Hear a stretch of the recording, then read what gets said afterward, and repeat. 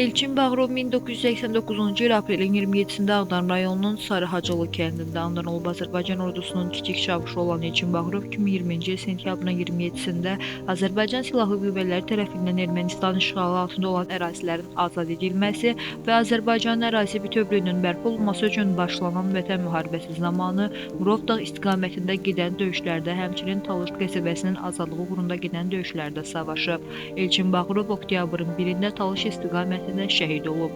Uzun müddət nəşi tapıla bilməyib. 2020-ci il 20 dekabr tarixində dəfn olunub.